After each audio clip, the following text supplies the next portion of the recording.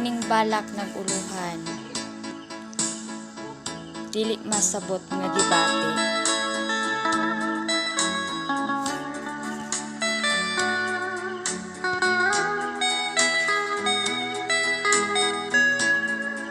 Mitulo sa makadaghan kining mga lusok sa akong mga luha.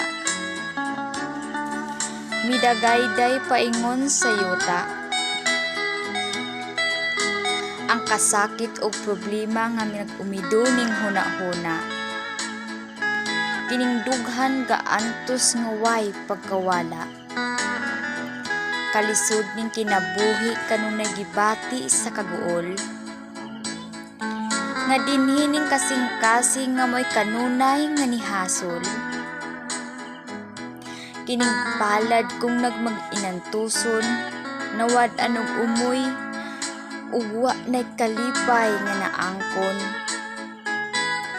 Igo na lang ako sa pagmahay sa akong kaugalingon. Kay ang kanhi akong nag-inusara lisod na nakong pagabalikon. Kadtong panahon nga lunlun pasalig sa gugma ang akong naangkon. Apan nausab lang gini sa pagpanglabay sa pipila ka tuig ug panahon. Wa ko kasabot sa ako nga gibati.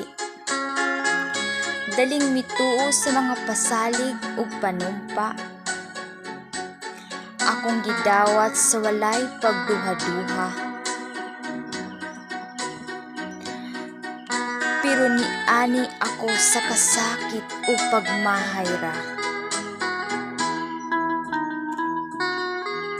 Giluom ko ang tanan, kay maumay palad gihatag kanako sa kahitasan.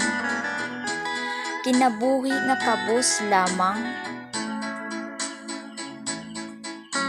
kanunay sa bugat nga kos nagapasan.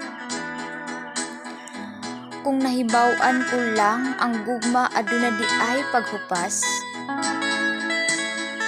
Dili unta ako musulod sa pagpangahas. Kay kapaingnan di ay niining tanan mag-antos lang sa kapakyas. Ang paghigugma aduna di ay paglubad nga ang tan-igo ra sa mga saad. Ikaw daw punon sa pagpangga apan dili tinuray ug kutob lang sa tumoy sa dila. Itong maong balak naguluhan to siya o dili masabot nga gibati.